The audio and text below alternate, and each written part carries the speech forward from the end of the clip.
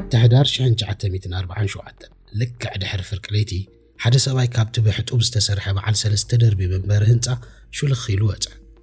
እዚ ህንፃ ዝምበኣር ኣብ ትውሪ ጎደና ፊፍዝ ኣቨኑ ወይ ጎደና 5 ይዝርከብ ዝወድ 61 ዓመት ሰባይ ድማ ላንግሊ ኮሊየር ይበሃል ነበረ ኣዝዩ ምሁር ኢንጂነርን ኣዝዩ ውሪ ተጻዋታይ ፒያኖን ነበረ ስለዝኾነ ድማ ኣዝዩ ሃብታም ሰባይ ነበረ ተኾነ ሰባይ እዚ ኣብ ኣከዳድኑ ፈጺሙ ስለዘይግደስ ብደጋዊ ትርኢቱን ዝፈልጦ ሰብ ሃብታም ኣይመስሎን እዩ ኣብዛ ለይቲ እዚኣ እምበኣር ላንግሊ ንኣስታት 13 ኪሎ ሜትር ተጓዒዙ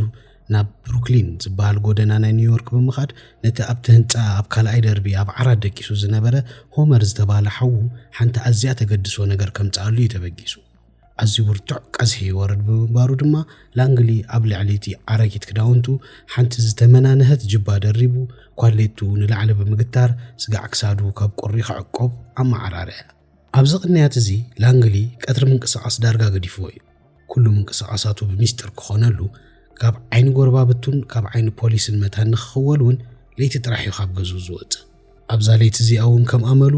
ኣብ ታህሳስ ብርሃን ዝነበሮ ጎደናታት የማነ ጸጋሙ ቀባሕባሕ እናበለ ብቕልጡፍ ክጓዓዝ ጀመረ ድሕሪ ናይ 2 ሰዓታት ጉዕዞ ድማ ኣብቲ ዝደልዮ ቦታ በፅሐሞ ትኺሉ ናብ ሓንቲ ባጎኒ ተጸግዐ ሕጂ እውን የማነ ጸጋሙ ጠሚቱ ሰብ ዝበሃል ከም ዘይረኣዮም ሰረጋገፀ ድማ ግዜ ከየጥፍአ ቅልጥፍ ኢሉ ናብታ ባጎኒ ብምሕኳር ዘሊሉ ንውሽጢ ኣተወ ካብ ጅብኡ ሓንቲ ኸረፂት ብምውፃእ ድማ ነተን ደሊወን ዝመፀ ንብረት ኣብታ ኸረፂት መሊኡ ካብታ ባጎኒ ዘሊሉ ብምውፃእ ሳንጡቕ ተሰኪሙ ንገዝኡ ናይ መልሲ ጉዕዞ ጀመረ ድሕሪ ገለ ሰሙናት ኣብ 21 ሕዳር ኣብ ቤት ጽሕፈት ፖሊስ ናይቲ ገዛውቲ እንዳ ኮሊየር ቴሌፎን ክትድወል ተሰምዐት ኣዛዚ ፖሊስ ድማ ቴሌፎን ኣልዒሉ ሄሎ በለ ደዋላይ እውን ሰላምታ ብምቕዳም ብኣዝዩ ትሑትን ላሕታትን ድምፂ ቻርልስ ስሚዝ ከም ዝበሃል ድሕሪ ምሕባር ኣብ ህንፃ ናይ እንዳ ኣሕዋት ኮሊየር ሬሳ ናይ ሰብ ከም ዝረኣየ ሓበሮ ብርግፅ ዝዓባ ሓበሬታ እኳ እንተነበረ እቲ ኣዛዚ ፖሊስ ግን ብኡ ንብኡ ኣይተቐበሎን ምክንያቱ ብዛዕባ እዞም ኣሕዋት ኮሊየር ብዙሕ ሕሜታታት ይናፈስ ስለ ዝነበረ እዩ እዚ ማለት ድማ እዞም ኣሕዋት ብዙሕ ምስ ሰብ ኣይሕወሱን እዮም ላንግሊ ድማ ለይቲ ለይቲ ሳንጣ ተሰኪሙ ከኣቱን ክወፅእን ሰባት ይርእይዎ እዮም መሳኹቲ ናይቲ ህንፃ ገዝኦም ብጣውላ ሸፊኖም እዮም ስለዚ ድማ እቲ ሰብ ናይቲ ከባቢ ዓፉ ዝሃቦ ብዛዕቦም ስለ ዝዛረብን ሕሜታ ሰሚዖምን ዝተጨበጠን ዘይተጨበጠን ወረታትን ሒዞም ናብ እንዳ ፖሊስ ዝድውሉ ብዙሓት ሰባት ስለ ዝነበሩን ዝኾነ ሓበሬታ ብዛዕባ ኣሕዋት ኮሊየር ብሸለልትነት ክሪእዎ ጀሚሮም ነበሩ ቶም ፖሊስ ካብ 1-2-3 ግዜ ንላዕሊ ድማ ብቴሌፎን ዝበፅሖም ሓበሬታ ኣሚኖም ናብቲ እንዳ ኣሕዋት ኮሊየር ኣባላት ፖሊስ ብምስዳዱን እቲ ዝበፅሖም ሓበሬታ መርትዖ ዘይብሉ ሕሜታ ከም ዝነበረ ኣረጋጊፆም እዮም ስለዚ ኣብዛ ሃሞት እዚኣ እውን እቲ ኣዛዚ ፖሊስ ነቲ ቻርልስ ስሚዝ ዝተባህለ ደዋላይ ሬሳ ኣብ ገዝኦም ከም ዝረኣኻ ብኸመይ እርግፀኛታት ክንከውን ንኽእል ወይ እንታይ ጨብጥለካ ክብል ሓተቶ ቻርልስ ስሚዝ ግን መልሲ ኸያቦ ነታ ቴሌፎን ኣብ እዝኒ እቲ ኣዛዚ ፖሊስ ዓፀዋ ተኣዛዚ ፖሊስ ድማ ብዙሕ ስለ ዘይኣመኖ ብውሽጡ ዕዝምዝም እንዳበለ ኣብ ክንዲ ምልእቲ ጋንታ ናይ ምርመራ ናብቲ ህንፃ ዝሰድድ ሓደ ኣባል ፖሊስ ብምፅዋዕ ግዜ ብዝረኸብካሉ እስከ ናብቲ እንዳ ኣሕዋት ኮሊየር ኬድካ ዳሃዮም ግበር ደሃን ምዃኖምን ዘይምዃኖምን ንምርግጋፅ ተኣክል ብምባል ትእዛዝ ሃቦ ድሕሪ ገለ ሰዓታት ኣብታ መዓልቲ እቲኣ ትእዛዝ ዝተቐበለ ኣባል ፖሊስ ናብቲ እንዳ ኣሕዋት ኮሊየር ገጹ ኣቕንዐ ኣብኡ ምስ በፅሐ ድማ ካብታ ናይ ፖሊስ ማኪኑ ወሪዱ ነቲ ዓብ ህንፃ ናይ እንዳ ኣሕዋት ኮሊየር እንቃዕሪሩ ጠመቶ እዚ ህንፃ እዚ ኣዝዩ ጽቡቕን ክቡርን ምዃኑ እኳ ፍሉጥ እንተኾነ ኣዝዩ ኣሪጉን ተቐላሊጡን ስለ ዝነበረ ግን ንዓይኒ መሳጢ ነበረ መሳኹቱ ብጣውላ ተሰሚሩ ቤትሮታቱ ተሰባቢሩ ብገለ ክፋላቱ እውን ብጋዜጣን ጭራቕትን ተወታቲፉ ንምርኣዩ ዘጽልእ ነበረ ኣብ ኣፍ ደገ እውን ዝተሰባበረ መናብርን ጠረጴዛታትን ተኾሚሩ ብሓቂ ሰብ ዝነብሮ ይመስሉን ኣይነበረን እንዳ ኮሊየር ህይወቶም ንቡር ኣይነበረን ኣቦኦም ዶክተር እዩ ነይሩ ሓኪም ካብቲ ዝሰርሓሉ ዝነበረ ሆስፒታል ድማ ኩሉ ግዜ ገለ ክፋል ኣካላት ወዲ ሰብ ሒዙ ንገዝኡ የምፅእ እሞ ኣብ ጠርሙዝ ማይ መሊኡ ኣብኡ ብምዕፃው ኣብ ዝተፈላለዩ ክፋል ናይቲ ገዛ የቐምጦ ነበረ ኣብቲ ገዛ እምበኣር ኣብ ጠርሙዝ ዝተዓሸገ እዝኒ ኣፍንጫ ኣጻብዕቲ ዓይኒ ናይ ወዲ ሰባት ኣብ ዝተፈላለዩ ኩርናዕ ተሰቒሎም ምርኣይ ንቡር እዩ ነይሩ እዚ ኸኣኽሎ ድማ ኩሉ ግዜ ንጎ ንስርሑ ኸይድ ከሎ ታንኳ ተሰኪሙ ናብቲ ናይ ገዛውቶም ሩባ ብምኻድ ኣብኡ እንዳጀለበ ንስርሑ ይኸይድ ብእግሩ ዝቐርቦ ማለት እዩ ከምኡ ኢሉ ድማ በታታ እንኳ ብሩባ ገይሩ ንገዝኡ ይምለስ ማኪና ብዓረብያ ብእግሩ በኻልእ ብዙሕ ኣማራፂታት ኣለዎ ዝሓሸ ግን በቃ ጽንግሊል ዓይነት ይትሰብኣይ ነይሩ ሰበይቱ ድማ ሴይቲ ኮልየር ኣዲኦም ንበዓል ላንግሊን ሆመርን ማለት እዩ ቀረባ ዘመዱ እያ እዚ ማለት እዞም ክልተ ኣሕዋት ካብ ኣዝማድዮም ተወሊዶም ማለት እዩ ሓደ እዋን ኣቦኦም ዶክተር ኮልየር ማለት እዩ ሕሙማት ካብ ስርሑ ናብ ገዝኡ እንዳምፀ ኣብ ገዝኡ ከደቅሶም ጀመረ እሞ እታ ገዛ ብሕሙማት መሊኣ ናብ ሆስፒታል ተቐየረት ኣዲኦም በዛ ሓሪቓ ነቦኦም ካብቲ ገዛ ሰጎገቶ እምበኣር እዞም ኣብ ከምዚ ዓይነት ጽንግሊል ገዛ ተወሊዶም ዝዓበዩ ክልተ ኣሕዋት ኣዝዮም በላሕትን ምሁራትን እኳ እንተነበሩ ንሶም እውን ከም ወለዶም ካብቲ ሕብረተሰቦም ውፅእ ዝበለ ባህሪ ዝነበሮም ጽንግሊል ክኾኑ ባህርያው ነበረ ሆመር ገና ወዲ 14 ዓመት ቆልዓ ከሎ እዩ ናብቲ ኣዝዮም በላሕትን ዝተመርጹን ሰባት ጥራሕ ዝኣትዎ ዓብይን ውሩይን ዩኒቨርሲቲ ኮሎምቢያ ዘእትዎ ነጥቢ ረኺቡ ክጽንበር ዝኸኣለ እቲ ብ5 ዓመት ካብኡ ዝንእስ ሓዉ ላንግሊ እውን ካብቲ ዩኒቨርሲቲ ኮሎምቢያ ብ2 ዲግሪ ተመሪቑ ሓደ ብኢንጂነሪንግ ካልኣይ ድማ ብኬሚስትሪ ላንግሊ ግን ዕውት ሳይንቲስት ጥራሕ ኣይነበረን ኣዝዩ ንፉዕ ሙዚቀኛ እውን እዩ ነይሩ ኣዝዩ ዕውትን ውህብን ፒያኒስት ብምንባሩ ድማ ኣብቲ ታሪኻውን ሌጀንደሪን ኣዳራሽ ካርኒጊ ሆል ከይተረፈ ኣሽሓት ተዓዘብቲ ዝተዓደሙሉ ብዙሕ ኮንሰርትታት ከካይድ በቒዑ እዩ እንተኾነ እዞም ክልተ ኣሕዋት ምስ ኩሉ ዓወታቶምን ሃብቶምን ሓዳር ክገብሩ ይከኣሉ ድሕሪ ግዜ ወለዶም ምስ ሞቱ ድማ በብቑሩብ ካብቲ ማሕበራዊ ህይወት ተኸባቢና ተነጸሉ ናብ ገዝኦም ተኸቱ ብድሕሪ እዚ ድማ ኣብ 1933 ማለት ቅድሚ 14 ዓመት ናይ ዝሓጂ ንዛረበላ ዘለና ፍጻመ ሆመር ወቕዒ ወይ ስትሮክ ኣጋጢምዎ የዒንቱ ሙሉእ ብምሉእ ዓወረ ኣብዚ ግዜ እዚ ሆመር ወዲ 55 ዓመት ኮይኑ ነበረ ብስርሑ እውን ኣዝዩ ዝዓበየሉን ዝማዕበለሉን ግዜ ነበረ ላንግሊ እውን ወላ እኳ ዓውት ሙዚቀኛን በዓል ዓብድ እኳ ናይ ፒያኖን እንተነበረ ሓዉ ኸኣሊ ስለ ዝነበሮ ኩሉ ስርሑ ገዲፉ ምስ ሓዉ ኣብ ገዛ ኮፍ ክብል ተገደደ ኣብ ከምዚ ዝበለ ኩነታት ድማ ክልቲኦም ኣሕዋት ጠቕሊሎም ካብ ገዛ ምውፃእ ኣቋረፁ ጸኒሖም እውን ዝመጾም ዝነበረ ክፍሊታት ናይ ማይን መብራህትን ምኽፋል ስለ ዝገደፍዎ ማይን መብራህትን እውን ቆረፁሎም ዕዳ ወይ ሞርጌጅ ናይ ገዝኦም እውን ንብዙሕ ሓዋርሕ ከይከፈሉ ስለ ዝተደራረቦም እቲ ባንክ ካብ ገዛ ንኸባረሮም ፖሊስ ለኣኸሎም ላንግሊ ድማ ነቲ ፖሊስ ማዕጾ ፍቕቕ ኣቢሉ ኣዘራረቦም እሞ ሙሉእ ሕሳብ ናይቲ ገዛ ብቼክ ጽሒፉ ድሕሪ ምሃብ ናብ ዝገጽኩም ከይትመጹና ብምባል ኣፋንዎ ክፍሊት ናይ ማይን መብራህትን ኣብ ክንዲ ምኽፋል ድማ ላንግሊ ሓንቲ ሞዴልቲ ዝዓይነታ ማኪና ብምግዛእ ሞተር ኣውፅኡ ጄኔሬተር ሰሪሑ ነታ ገዛ ንበይና መብራህቲ ተኸለላ እምበኣር ኣብዛ ንዛረበላ ዘለና ዓለት 21 ሕዳር 1947 እቲ ደሃዮም ክገብር ዝተላኸ ኣባል ፖሊስ ነቲ ዝተቐራረፈ ህንፃ አንቃሪሩ ክትምት ድሕሪ ምጽናሕ ናብቲ ማዕጾ ገጹ ኸደ ነቲ ኣብቲ ኣፍ ደገ ተኾልኪሉ ዝነበረ ስብርባር መናብርን ጠዋሉን ብኽንደይ ጸገም ተሳጊሩ ድማ ማዕጾ ክኾሕኮሕ ጀመረ ድሕሪ ተደጋጋሚ ምኹሕኳሕ ግን መልሲ ክረክብ ኣይከኣለን ኣብ መጻጽኡ ደሃዮም ክገብር ስለ ዝነበረ ግን ከይረኸቦም ክመለስ እውን ኣይደለየን እንደገና ቁርብ ኳሕኳሕ እሞ ሕጂ እውን መልሲ ምሰኣነ ማዕጾ ሰይሩ ክኣቱ ወሰነ ሰብ ገዛ ኣለኹም ዶ ኣባላት ፖሊስ ኢና ኢሉ እናተዳህየ ድማ ነቲ ማዕጾ ብመንኩቡ ክጉንጾ ጀመረ እቲ ማዕጾ ብዙሕ ኣየሸገሮ ፍቕቕ ኢሉሉ ተትፈቓ ግን ሙሉእ ብምሉእ ክኽፈት ስለ ዘይከኣለ ርእሱ ጥራይ ሓሊፉ ንውሽጢ ጠመተ ኣብቲ ውሽጢ ድማ ነቲ ማዕጾ ንኸይክፈት ዓጊትዎ ዝነበረ መንደቕ ከም ዘሎ ተዓዘበ ንምንታይ ማዕጾ ገዝኦም ብውሽጢ ከም ዝነደቕዎ እናሓሰበ ከሎ ድማ ኣዝዩ ብርቱዕ ጨና ሃንገፍ በሎ እዚ ምስ ኮነ ድማ ብሓቂ ብዚ ገዛ ዝሬሳ ክህሉ ክእል ኢሉ ስለ ዝተጠራጠረ ናብ ቤት ጽሕፈቱ ብምድዋል ሓገዝ ክለኣኸሉ ሓተተ ድሕሪ ቁሩብ ደቓይኹን 7 ኣባላት ፖሊስ ንኽሕግዝዎ ናብቲ ቦታ መጹ ኩሎም ብሓባር ድማ ነቲ ማዕጾ ክሰብርዎ ብዙሕ ተቓለሱ እሞ ክሰልጦም ኣይከኣለን ተስፋ ምስ ቆረጹ ድማ መሳልል ብምምጻእ በባሓደ ብፊኒስትራ እንዳዘለሉ ክኣቱ ወሰኑ እሞ ሓደ ካብኦም ናብ መስኮት ናይ ቀዳማይ ደርቢ ናይቲ ህንጻ ብምሕኳር ሰባቢሩ ኣተወ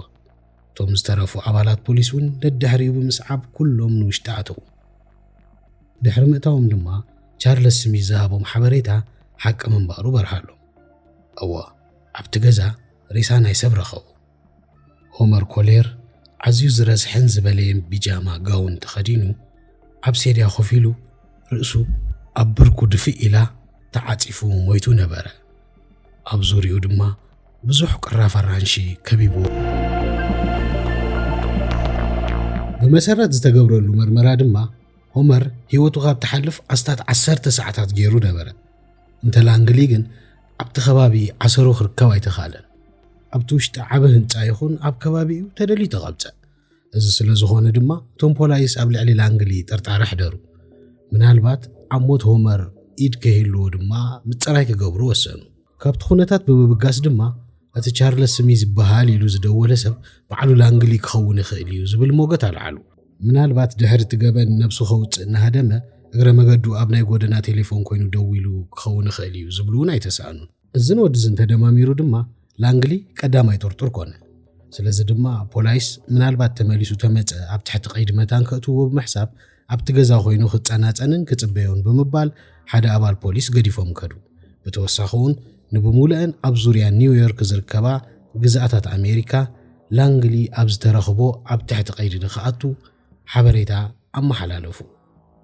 ኩለንተና ሓበሬታ ዝበፅሐን ግዛኣታት ኣሜሪካ ንላንግሊ ንምርካብ ፍረ ዘይብሉ ፃዕሪ ኣብ ዘካይዳሉ ዝነበራ ግዜ እምበኣር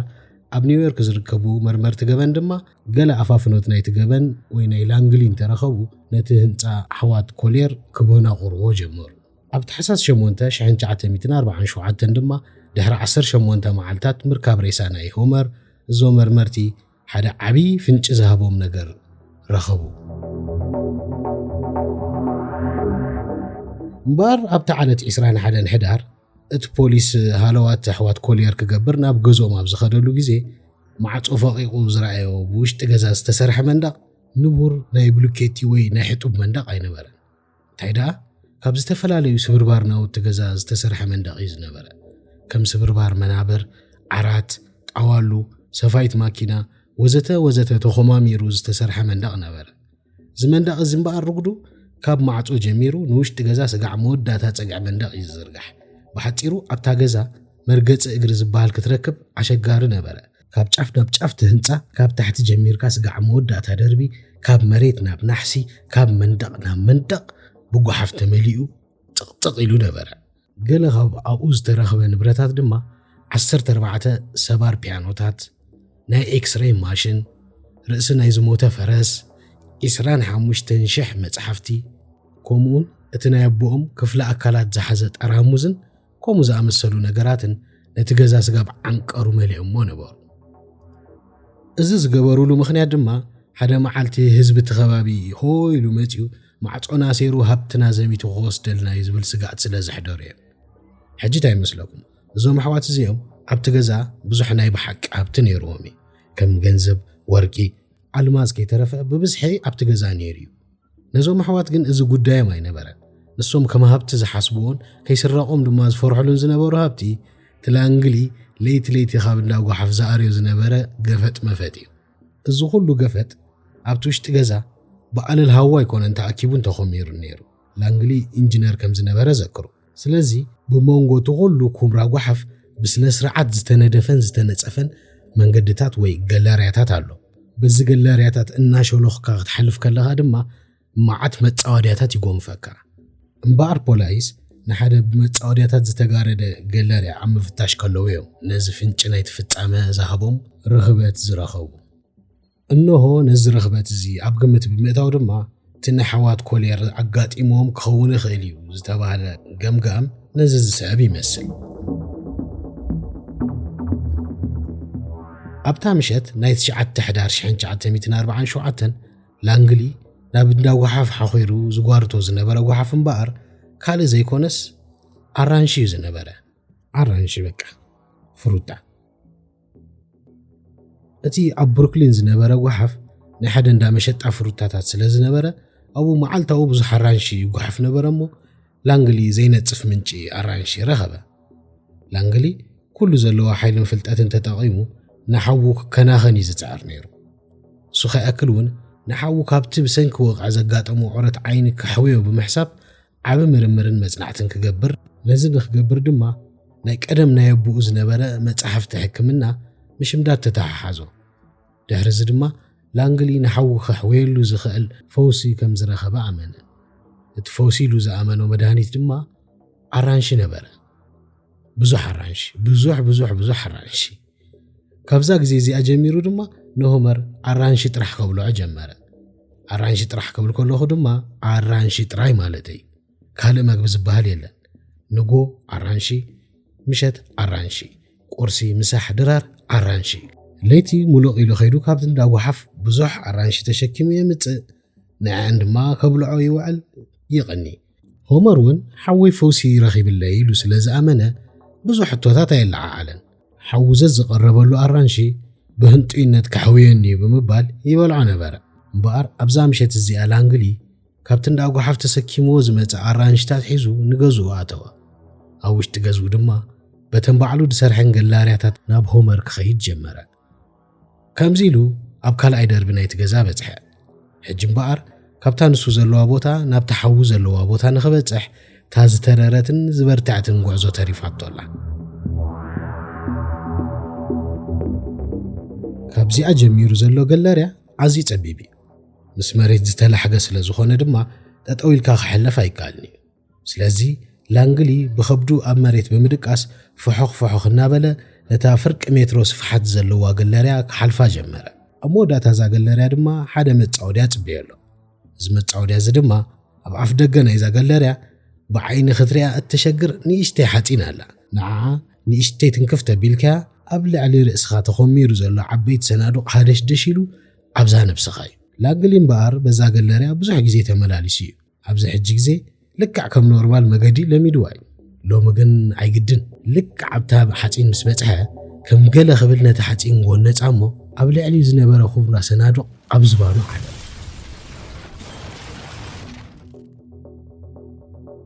السنادق بحنسب وديقو زقت لك عينت عبيت صنادوق قال يكونن ግን ከዓ ሓደ ሰብ ሓፍ ከብሎ ዝኸሉን ኣይኮነን ስለዚ ላንግሊ ኣብኡ ተቐርቂሩ ተረፈ ሆመር ሓው ካብ ቅድሚኡ እንተረሓቐ ናይ ከባቢ 3 ሜትሮ ርሕቐት ጥራይ ዘለዎ እንተኾነ ግን ሓደ ዓይኑ ስለ ዘይሪ ክልተ ምስቲ ዝነበሮ ሕማም ሰለስተ ድማ ምስቲ ኣራንሺ ጥራሕ ዝበልዖ ዝነበረ ሓይሊ እውን የብሉን ሞት ይበቃ ዘሎ ነብሱ ስለዚ ንሓው ካብቲ ትሕቲ ሰናዱቕ ከውፅኦ ዓቕሚ ይረኸበ ንሁ ድማ ንሰዓታት ዝኸውን ላንግሊ نحاول نتوعى كأوين كأنزون كمزو على قمتات على دهر جزي دما سنادوق باب بقرب ناجفلاغ قتلوه همر دما بينو ترفه حجز كم زد ليوز فلت سبيلا انت زنبرون كم يجير كايمونا وخده سلازي نخلت تسمون زخون عبسير يخوفيلو سقحو بنات وخبلع الناس سمعه بتمي تعاطفو موتا بقر بولايس دهر 18 معلتات مركبنا هومر زرخبو عب انفت ذهبهم رخبت عصم اجري نايل انجليز نبره